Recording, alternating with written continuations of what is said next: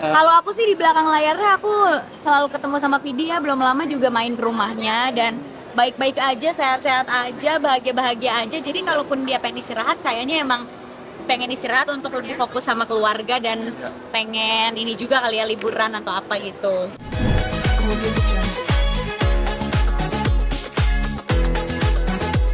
Saya sedih atau bikin saya nangis atau sakit hati, terus saya pertanyakan gitu. Misalnya saya sedih mengingat seorang teman saya 10 tahun lalu. Oh kenapa?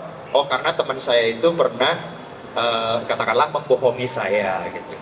Oh tapi kenapa saya marah? Oh karena saya takut ditinggalkan. Itu saya terus ikuti. Lewat karya. Tepuk tangan ya teman-teman untuk Kak Regas. Udah dari SMP ya. SMP aku ngapain ya? Masih panas-panasan di lapangan Kak kayaknya Kak. Oke, Kak Prilly gimana Kak? Kalau aku tuh suka banget nonton film. Jadi hiburan dari kecil sampai sekarang itu masih nonton bioskop. Karena menurut aku nonton bioskop tuh enak, nggak kita hilang dari tanggung jawab sementara gitu kan. Terus nggak ngeliat handphone, nggak ngobrol, cuma nonton gitu. Dan aku tuh sadar bahwa aku orang yang bisa sangat berubah perilakunya ketika setelah menonton film. Jadi misalnya aku habis nonton film action gitu misalnya, tiba-tiba aku jadi suka olahraga karena aku kayak ih keren deh cewek yang bisa berantem gitu, aku pengen deh bisa kayak gitu, gimana ya, oh aku harus kuat kalau gitu aku olahraga gitu. Jadi banyak perilaku aku tuh yang berubah karena aku nonton film gitu. Bahkan selera cowok pun bisa berubah-berubah tergantung drakor apa yang aku tonton gitu. Ngaku di sini semuanya, bukan cuma aku kan. Hari ini lagi nonton misalnya Legend of the Blue Sea, ih pengen deh punya cowok kayak Lee Min Ho gitu kan. Aduh, tiba-tiba pengen jadi mermaid gitu ya kan, makanya free dive gara-gara nonton Legend of the Blue Sea. Terus tiba-tiba ganti series lagi nih, Queen of Tears, ih pengen deh punya pacar gitu. Kenapa berubah-berubah selera aku gara-gara nonton film gitu kan. Nah, di situ aku sadar bahwa film adalah media yang sangat efektif untuk kita menyampaikan sebuah pesan ke publik yang dimana pesan tersebut bisa mengubah sesuatu, mengubah mindset, mengubah cara kita melihat dunia gitu, menaikkan awareness dan pengetahuan. Dan akhirnya aku sadar, oke, aku mau bikin film karena aku tahu kalau film itu bisa menjadi media yang efektif banget. Dan pastinya turning point-nya adalah aku punya keresahan-keresahan yang memang aku yakin itu penting untuk orang tahu. Misalnya keresahan sebagai perempuan yang hidup di dunia patriarki misalnya. Terus kedua misalnya keresahan aku di bidang pendidikan. Keresahan aku di kehidupan sosial media. Makanya waktu ngobrol sama Kak Regas diajak main film Budi Pekerti, aku rasa oh ini pesan yang bagus karena sesuai sama keresahan aku. Jadi mulai dari keresahan dan aku sadar betul film itu bisa mempengaruhi cara pandang kita melihat dunia. Itu adalah turning point aku untuk akhirnya mulai berkarya dan bikin film gitu. Wow, luar biasa. Tepuk tangannya teman-teman untuk Kak Prilly. Kayaknya setiap jawaban yang dilontarkan kasih. Thank you Azarin. Oke, kita tadi ngobrolin soal turning point dan juga inspirasi mengolah karyanya Kak Regas dan Kak Prilly ya. Nah, aku lihat di Letterboxd, lihat di Twitter, lihat di Instagram itu banyak banget yang merasa terwakilkan gitu oleh umur 20-an kah, atau konflik umur yang lebih dewasa lagi, konflik keluarga kah, atau konflik romansa nih. Nah, terus kita pilih dulu kan sebagai produser kita maunya ngangkatnya di mana sesuai dengan market gitu. Itu juga market research dulu, riset dulu marketnya seperti apa. Oke, pengen kehilangan itu diangkat pacar yang kehilangan pacarnya dan anak yang kehilangan bapaknya. Mari kita riset. Jadi kita mencari narasumber-narasumber yang memang pernah kehilangan gitu, kehilangan adiknya, kehilangan pacarnya, kehilangan suaminya, kehilangan bapaknya. Kita wawancara satu-satu, kita melihat dari kehilangan itu bagaimana sih cara mereka mengobatinya, bagaimana caranya mereka akhirnya bisa kuat berdiri tanpa ada kehadiran orang tersebut.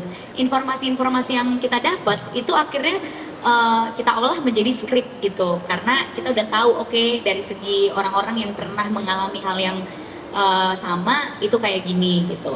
Terus waktu itu kan ketika berhenti di sini juga mengangkat soal AI. soal kacamata yang bisa memunculkan si pacarnya itu. Pada saat itu belum ada ChatGPT, belum ada Gemini, belum ada AI yang kayak sekarang gitu. Nah terus kita mikir, mungkin nggak tapi ada AI itu? Aku ngerasa mungkin, apa yang nggak mungkin di zaman teknologi sekarang. Terus terinspirasi juga dari riset-riset dan penelitian di Jepang gitu yang udah mulai bikin robot, udah mulai bikin hologram gitu-gitu. Akhirnya kita angkat lah itu karena kita yakin banget pasti suatu saat nanti ada kok kayak gitu kan. Karena bukan cuma mau ngelihat orang yang kita sayang aja, kadang mungkin kita pengen halu ngelihat idola kita gitu misalnya. Dan itu ternyata pernah dilakukan juga sama Lee Min Ho. Oh dia pernah tuh kayak gitu, oke. Nah akhirnya udah riset, kita olah menjadi skrip. Jadi riset, terus juga dalam bentuk interview, dalam bentuk kayak Karegas, observasi ke tempatnya langsung. Dan juga bagaimana kita membaca situasi gitu. Kira-kira ini tuh resonate gak ya sama penonton? Penonton bisa deket gak sama cerita ini gitu. I see, wow luar biasa ternyata. Aku yang lagi syuting ini libur karena mau ketemu kalian, judulnya Siksa Sampai Mati. Nah cuma aku bisa bocorin risetnya itu kenapa panjang banget, karena kita harus riset ke beberapa tempat dan lembaga. Kita mau mengangkat satu kasus yang aku nggak bisa ngomong kasusnya apa, tapi kasusnya itu lagi rame banget, bukan lagi rame sih, selalu rame. Dan dengan kemajuan teknologi justru makin rame karena banyak orang yang akhirnya melapor dan ketahuan karena adanya rekaman, adanya sosial media gitu-gitu. Nah karakter aku itu sebagai jurnalis, reporter. Nah jadi risetnya itu kita ke stasiun-stasiun TV, jurnalis di TV ini seperti apa, jurnalis di media online kayak gimana, di media yang homeless seperti apa. Jadi benar-benar dicari gitu, gimana cara jalannya, gimana mereka harus multitasking zaman sekarang. Jadi kalau dulu kan jurnalis, reporter ya dia yang akan nanti iniin kamera. Kalau sekarang tuh satu orang bisa ngerjain semua. Mereka harus bisa nulis, mereka harus bisa public speakingnya harus bagus, bawa berita, mereka harus bisa ngerekam, mereka harus bisa ngedit. Karena ya sekarang itu perputaran berita cepet. Nah jadi kemampuan aku itu harus sebagai jurnalis, oke, cara nulis berita gimana, cara kita bikin narasi gimana, cara kita ngerekam tuh gimana sih, apalagi kalau ngerekam kasus yang kayak gini gitu. Terus penampilannya gimana, oh iya, pasti kan dia kerjanya itu benar-benar padat banget ya, makanya diminta potong pendek, karena kalau panjang agak repot gitu. Ya udah deh potong pendek gitu. Cara pakai bajunya gimana, dan itu panjang banget sih, kita nulis skripnya itu 2 tahun ya. Wow, 2 tahun karena isu yang diangkat sangat sensitif sekali, jadi kita harus hati-hati jangan sampai salah. Kita bahkan juga konsultasi ke pihak kepolisian juga gitu.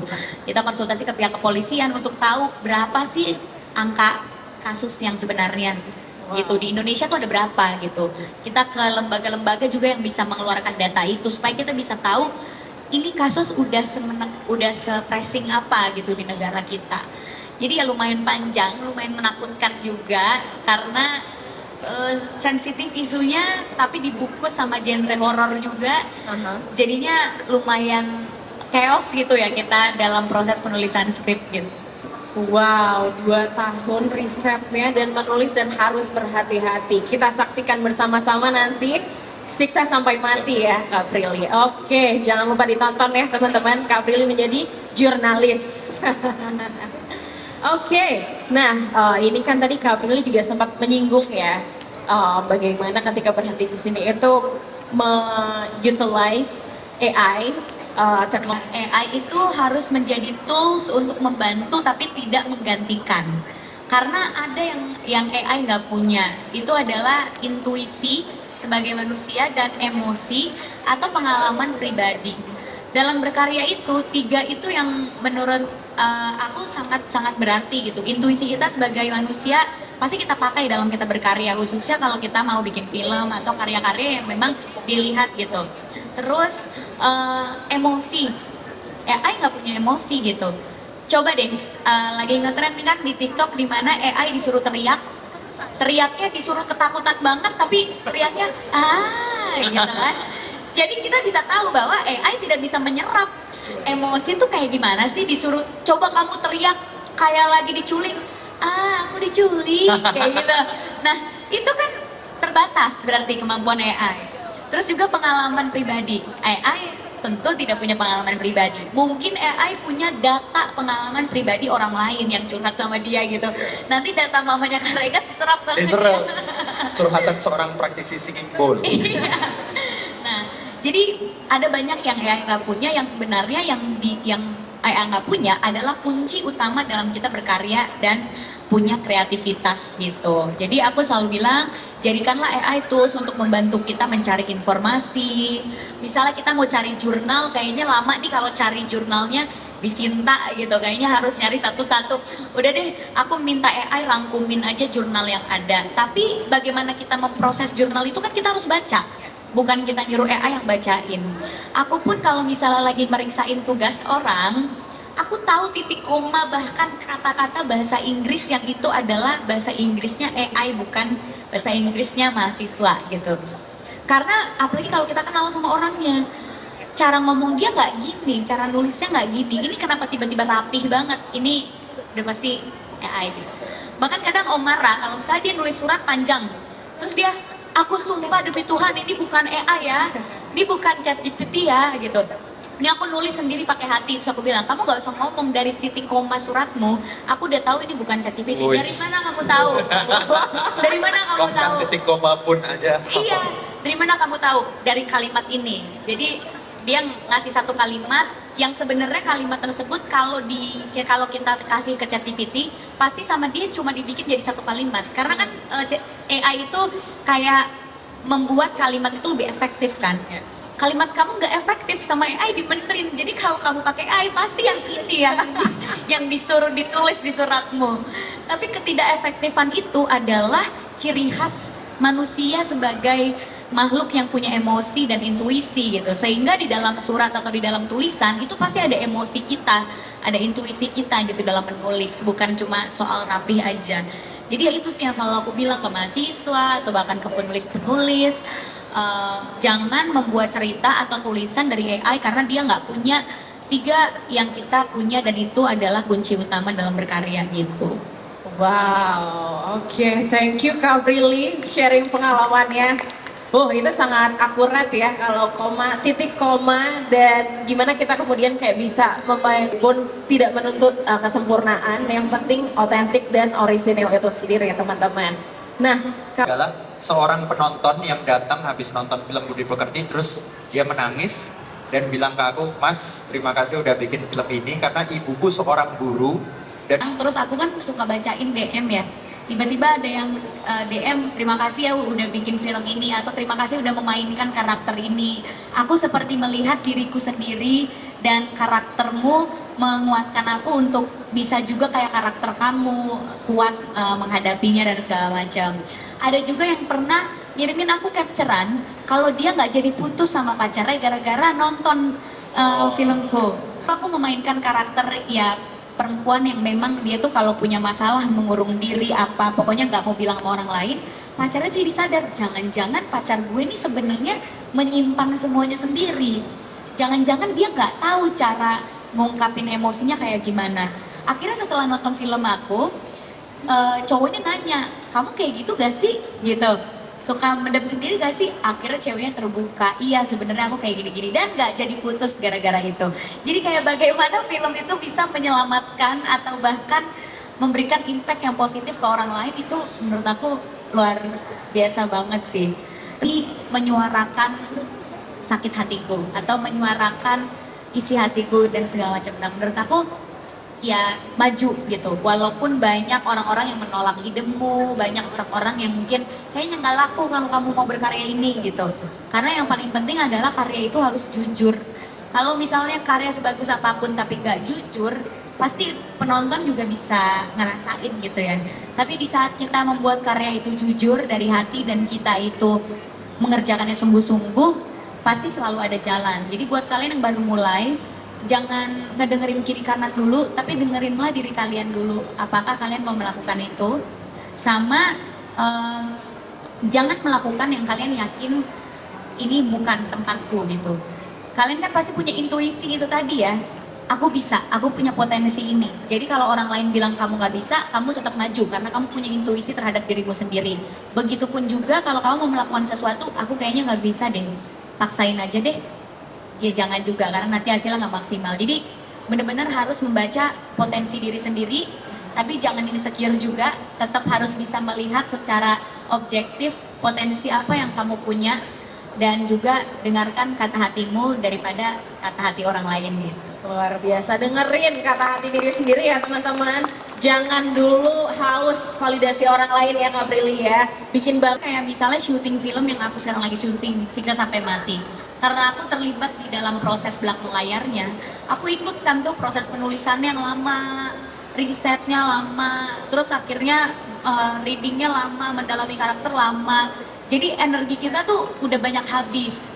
Sehingga di tengah-tengah perjalanan aku menjalankan proses Siksa Sampai Mati, aku sempat stres banget dan karena aku gak suka menjalani hari-hariku gitu. Karena aduh udah terlalu capek, udah terlalu penuh.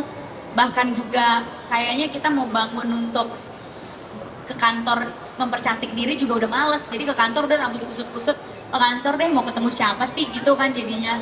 Itu sering banget gitu, terutama kalau otak dan tubuh kita itu udah kelelahan gitu, lelah fisik tapi lelah otak juga, dimana harus berpikir akan hal yang sama dalam waktu yang panjang gitu. Menyelesaikan satu proyek dalam waktu yang panjang itu udah pasti stuck gitu. Makanya datang ke acara kayak gini, jadi sebenarnya sangat menghibur rutinitasku gitu, karena rutinitasku lagi syuting, lagi riset, lagi ini, tiba-tiba ada acara Azarin ketemu sama Kak Regas di mall yang kayak akhirnya aku ke mall gitu loh, karena udah lama gak ke mall gitu. Akhirnya aku ke mall, akhirnya aku tadi bisa minum ice americano dingin dari kafe gitu. Akhirnya aku bisa sarapan enak, bukan sarapan di lokasi yang nggak tahu menunya apa kadang gitu kan. Jadi ini sangat menghibur gitu. Nah ya berarti aku sekalian ngebocorin, pernah gak? Ya pernah sekarang. Cuma yang aku lakukan adalah ya kita harus menambahkan rutin-rutin yang membuat kita happy juga. Jadi jangan terlalu fokus sama kerjaan dan deadline yang kita hadapi, tapi juga tetap harus kasih waktu. Karena di saat beli tiket, kan nggak tahu itu umurnya berapa. Terus juga nggak tahu cewek apa cowok, taunya cuma datanya di bioskop ini ada penonton 10.000, ya 10.000-nya nggak tahu siapa, nggak tahu, nggak ada database-nya. Karena di saat kita beli bioskop kan kita nggak harus memberikan data kita kan, kita datang ke bioskop beli tiket. Terus juga kita nggak tahu kapan orang mau ke bioskop dan males ke bioskop. Karena kadang weekdays rame, weekend sepi, kadang weekend sepi, weekdays rame. Tergantung mood kan kita nonton bioskop itu. Kita beli produk di saat kita merasa kita membutuhkan produk itu. Tapi kita nggak tahu kapan penonton itu merasa membutuhkan nonton film. Apalagi dengan ada digital platform. Jadi sebagai marketing itu adalah apa ya, kekurangan yang sangat sulit dan menjadi tantangan untuk kita itu itu cuma 1.160 berapa gitu, timku cari. Kecil bukan angkanya? Wah, aku bikin film yang ngalamin cinta beda agama cuma 1.000 orang. Laku gak ya filmnya? Tapi nggak apa-apa deh, kita coba. Tidak sesuai dengan data kan? Tapi kita coba. Loh kok viral yang nonton jutaan? Kan yang mengalami cuma dikit. Nah, itu adalah anomali-anomali yang tidak terbaca oleh data. Kak Prilly,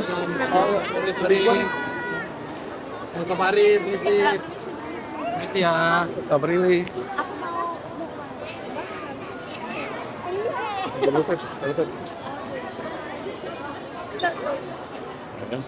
Meeting dulu, ketemu apa Handphone aku mana sih? Kak Prilly soal penutup.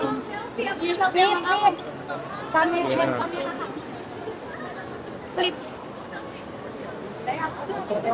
Kak Prilly penipu yang kemarin udah dilaporin belum? Yang sosmed itu udah dilaporin sama Kak Prilly? Sudah, lagi diproses. Kapan dilaporin kemarin Kak Prilly? Udah lama? Udah dilaporin udah lama? Sebenarnya nggak dilanjutkan yang gimana-gimana karena udah nggak mengganggu, jadi nggak apa-apa. Oke, Kak Prilly sedikit dong soal video Diano yang udah rehat di dunia entertain, seperti apa Kak Prilly supportnya? Masa sih, Ren? Iya, dia kemarin udah di sosmed mau berhenti dari dunia hiburan dulu. Maksudnya mau istirahat Ya, dulu. Ya. seperti apa mungkin Kalau aku sih di belakang layarnya aku selalu ketemu sama Vidi ya, belum lama juga main ke rumahnya dan baik-baik aja, sehat-sehat aja, bahagia-bahagia aja. Jadi kalaupun dia pengen istirahat, kayaknya emang pengen istirahat untuk lebih fokus sama keluarga dan pengen ini juga kali ya liburan atau apa gitu. seperti apa sih kayaknya Kak Vidi begitu fight banget gitu melawan semuanya gitu. Sebenarnya aslinya nggak sesuai sama apa yang ada di media ya, makanya aku tuh bingung banget kenapa di media bisa ada kabar-kabar kayak gitu cuma karena mungkin kelihatan lebih kurus atau apa. Ya. Padahal kan kayak naik berat badan atau turun berat badan itu hal yang biasa gitu. Aku pun yang sehat naik turun berat badannya. Karena aslinya bener-bener dia sehat walafiat banget. Makan juga normal, main kita normal, nggak ada sesuatu yang beda gitu. Bener-bener sehat aja, nggak kayak yang ada di berita. Oke, tapi Kak Vidi menyatakan bahwa dia rehat sambil mau kerjain proyek album baru lagi gitu. Nah iya. Itu gimana sih, luar biasa tuh semangatnya tuh. Ya kalau menurut aku dia mau rehat itu karena mau nyari inspirasi juga kali ya. Karena kan kalau penulis lagu yang nggak bisa terlalu sibuk karena harus ada waktu untuk nulis, rekaman. Jadi sebenarnya bukan rehat gitu. Rehat ala Vidi tuh tetap sibuk karena dia tetap akan sibuk rekaman, bikin video klip gitu. Itu rehat buat sosmed kali. Tapi gimana, kamu apa namanya, Kak Prilly sendiri suka kasih masukan juga, kasih jangan terlalu capek gitu maksudnya atau apa gitu. Kan beliau kayaknya luar biasa banget meskipun gitu kegiatannya cukup. Enggak sih, soalnya aku waktu acara launching handphone aja, dia energinya lebih banyak dari aku gitu. Yang di saat aku udah lesu, udah capek, udah ngantuk, dia masih yang kayak lincah gitu. Jadi aku nggak pernah ngasih nasihat itu dan aku main ke rumahnya juga kita main game gitu. Oke, doa untuk Vidi. Makanya kak ya, permisi mau makan ya kak ya. Terus thank you ya. Ya, makasih. Makasih.